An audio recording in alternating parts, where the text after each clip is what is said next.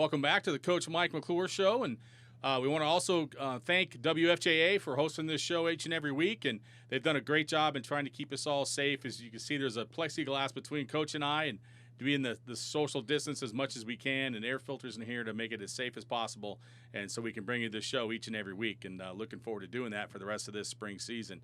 So, Coach, as we come into this, the Cavaliers took down Carborough 28-8 this past Friday to go to 1-1 on the season, and not only the first win for the Cavaliers this year, and your first win as a Southern Lee head coach, but your first win as a head coach.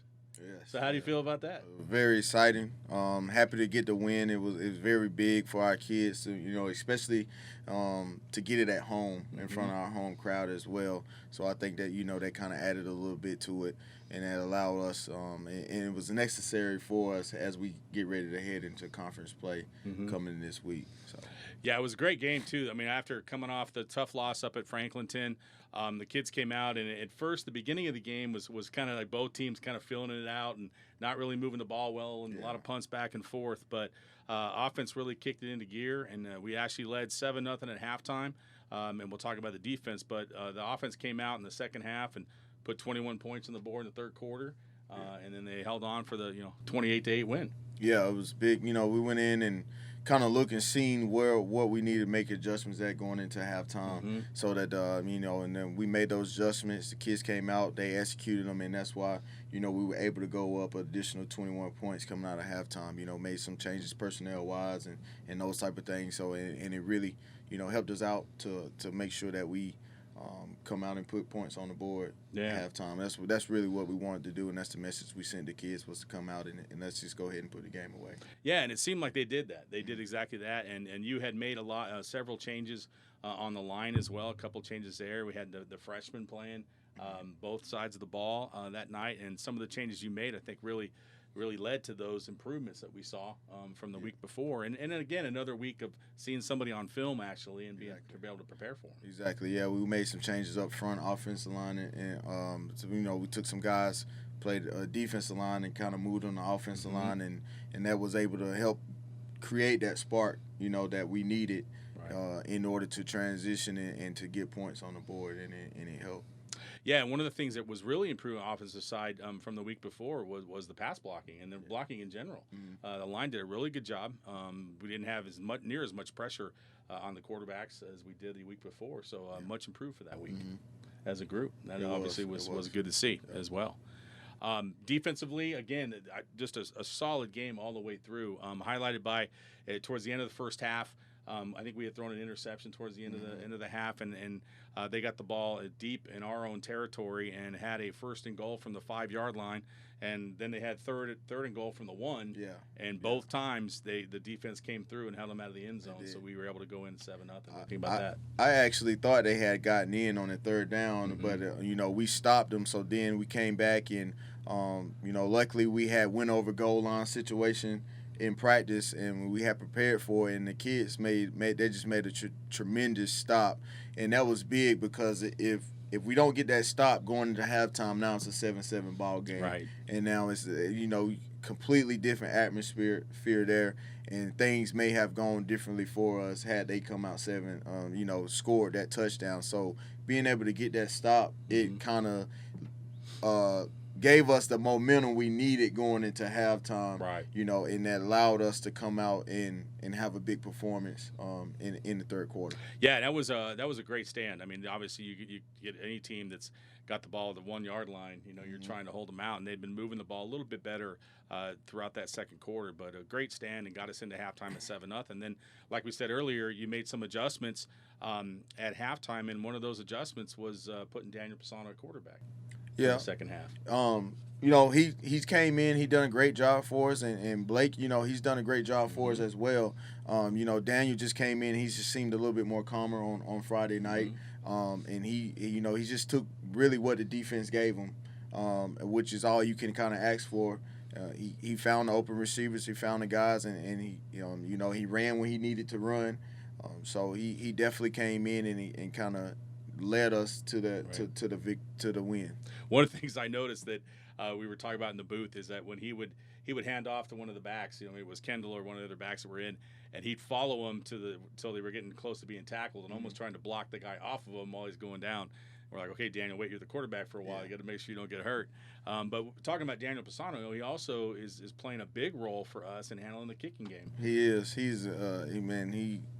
laid a punt down right at the 1, right in the corner. Unfortunately, it didn't stand because I think we had a penalty. But he's been tremendous in the kicking game, and actually a lot of people, they know him for his kicking. You know, they were a little confused when he came in to play quarterback, but you know, that's something that he wanted to try. He also plays baseball, so, you know, throwing that type of relationship as far as throwing football and throwing baseball is kind of go hand in hand to a certain extent. So he's not that unfamiliar with the position. Yeah, and that's good. And plus, now it's a good way you got both between him and Blake, both playing. You can go either way depending upon what you're trying to do. And obviously, you know, Blake saw a lot of pressure in the first game, but did much better in that last game. We mentioned the home game, got the home win. It was nice to see some people there at the stadium, and that must have been quite a feeling, like you said, playing at home. It was a good feeling. You know, I would like to see more fans in the stadium as we continue to go throughout this season and as we continue to move on throughout conference play. So, you know, just encourage everyone to come out on Friday nights and cheer us on. Yeah, that'd be great. And like you said, hopefully they'll continue to expand the amount of people that are there. Everybody came out pretty healthy after Friday night. We didn't see anybody come off the field. So. Yeah, for the most part. A couple of guys just sore, but that's just, you know, a typical part of the game, just being sore. But for the most part, everyone is healthy and feeling good and ready to roll on Friday. Great, exactly, as we get ready to start Tri-County. Let's take a quick look at the results from last week, week 2. Of course, it was your Southern Lee Cavaliers 28 and Carborough 8. Lee County 30, tough game there at Overhills, but Lee County pulled it out, go 30-27. It was Forest Hills 14, Union Pines 12, West Johnson 28, Western Harnett 14, Clayton 30, Harnett Central 12, and South Johnson 20, Triton 19. So this week, as we open up the Tri-County Conference play, the Cavaliers will travel down to Western Harnett, and we'll talk about that here after the break. Lee County will get their first home game this week as they host Triton, and it'll be Harnett Central at Union Pines. And those are your games for this week as we open up the Tri-County Conference play for this spring season. As I mentioned again, it was great to see the Cavaliers win, even up that record at 1-1. We got a tough opening to the Tri-County this week, and we're going to talk a little bit more about Western Harnett. But we're going to go and take another time out right now and hear from our great sponsors. We'll be right back after these messages. Coach's show sponsors: Wilkinson Chevrolet in their new location on Highway 87 South. Domino's with convenient locations throughout the Lee County area. M.R. Stoner Electric, residential, industrial, and commercial electricians. Sheriff Tracy Carter, proud to support high school athletics. Carolina Firearms, your full-service firearms training and gun store. Kendall Pawn Shop, buy, sell, trade. Brick Capital Video, for all special occasions. WFJA for all your sports, FM 105.5.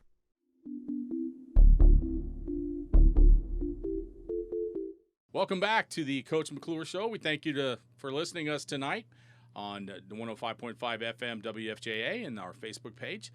We're talking here, of course, with Coach Mike McClure, and it's our time to introduce the Norman Financial Group and WWGP Sports players of the game, both offensive, defensive, that are picked by your radio crew. And for this past week against Carborough on the defensive side of the ball, we picked senior Elijah Donaldson, one of the defensive backs and the senior leaders on this defensive squad. I thought he had a really solid game, had a great interception that he really tracked the receiver well on that play and ran it back for a good amount. And obviously he was giving up a lot of inches to that receiver they had. I think the receiver they had was about 6'3", a big kid, and Elijah was right there with him most of the night. Yeah, we just told him, look, we know he was going to try him just because of his height. We just told him, you know, you got to wait till he comes down to your level to play him, and he done that. I mean, he fought him all the way down to the ground, popped one out, ended up having an interception, and he just read the ball well on the screen plays whenever, you know, teams were trying him on the screen plays, trying to get the bubble route and those type of things. So he really had a solid game. Yeah, he really did, and it was and again, I mean, it was great to see when you saw them lining up at the line of scrimmage against that receiver, you could see the height difference. Yeah. But Elijah held his ground and he really did a great job. And he's probably also providing some of that senior leadership. You know, having a lack of seniors that we have, I'm sure that's helping as well on the defense. He does. He provides us in the back end and the secondary. He's the only senior we got in the secondary, so you know he provides a lot of it. You know, leadership role to the younger guys back there. Well, yeah. So congratulations to Elijah for being our Norman Financial Group and WWGP Defensive Player of the Week.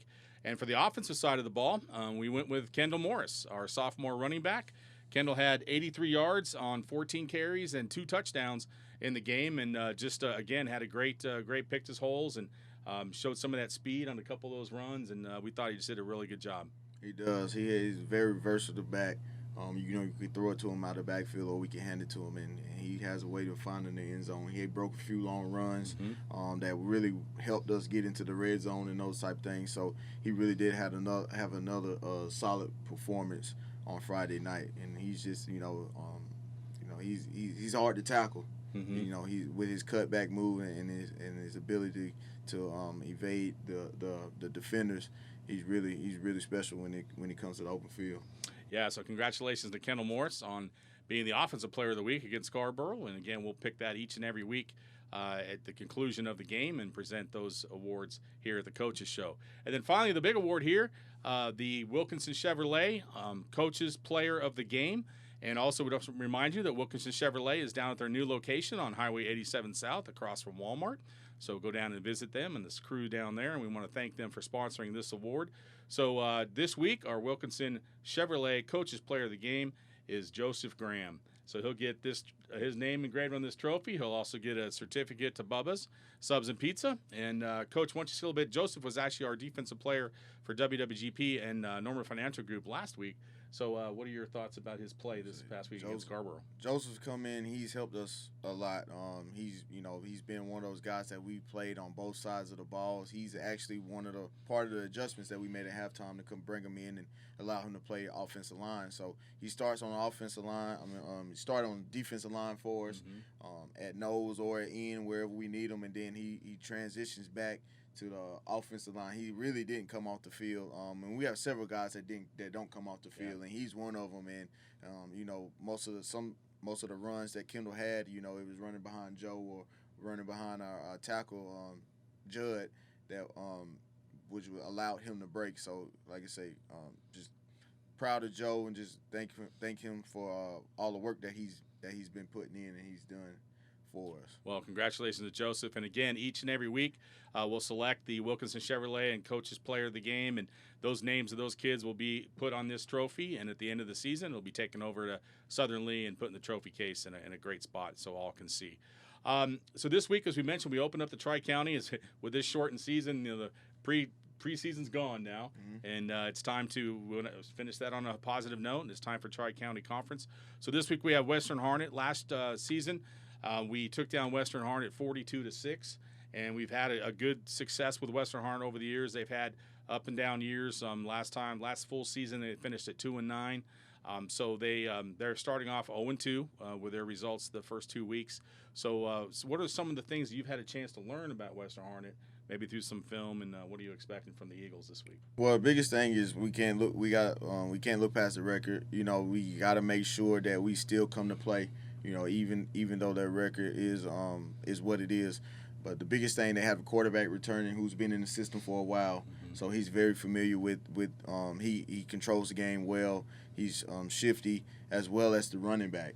Both are elusive guys, so we got to make sure that we break down and we tackle them well and we know where they are at all times.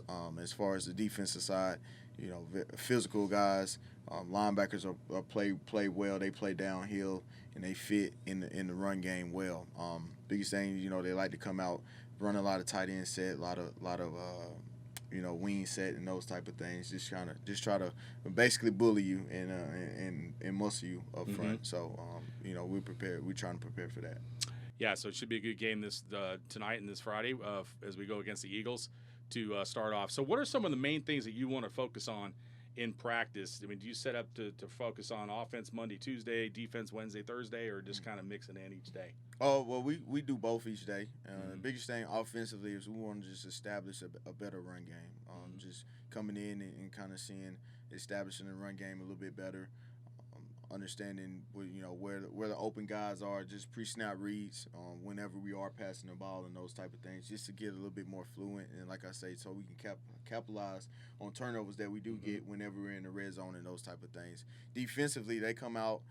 They don't come out in really that many different formations. It's just they run several different plays off of the formations that they have. So It's just making sure that everybody's accounted for and everybody's we know where certain guys are at all times, just because we don't want to get caught out of position. Okay. So have you had any? I know it's early. Any decisions on any personnel changes this week, or just kind of go with the flow and see what you got to do? Well, we made some changes at practice, and we're just kind of filling it out and seeing how it kind of works. And then Friday will be the ultimate decision as whenever we decide to go ahead and make the change or not.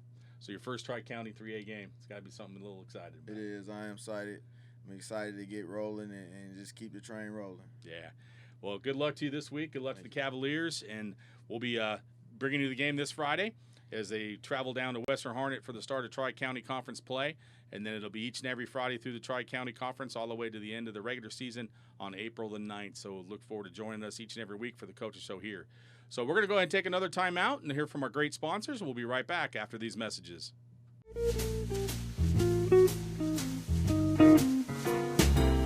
Coaches Show sponsors: Wilkinson Chevrolet in their new location on Highway 87 South. Domino's with convenient locations throughout the Lee County area.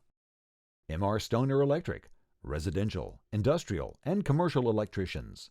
Sheriff Tracy Carter, proud to support high school athletics. Carolina Firearms, your full-service firearms training and gun store. Kendall Pawn Shop, buy, sell, trade. Brick Capital Video, for all special occasions. WFJA for all your sports, FM 105.5. Welcome back to the Mike McClure Coaches Show. Coach, I want to again thank you again for coming in every week and joining us for this. No problem. Thank you all for having me. Good luck this week against Western Hornet, and we're looking forward to see another Cavs win this week. Yes, sir. Looking forward to it. Yeah, so best of luck to that as we open up Tri-County Conference play. So, again, we hope you enjoyed listening to the Mike McClure Coaches Show. We remind you to join us each Tuesday night at 7:30 on 105.5 FM WFJA, and every Friday night prior to the games at 5:30 on 95.1 FM and 1050 AM WWGP for the Coaches Show, and then live pregame at 6 o'clock and kickoff at 6:30. Our Coaches Show is also posted on the WFJA Facebook page each Wednesday by noon, and we hope you will take these opportunities to join us this season for Cavalier football. Good luck to the Cavaliers in their conference opener as they take on the Eagles of Western Hornet in week number 3 of the spring football season.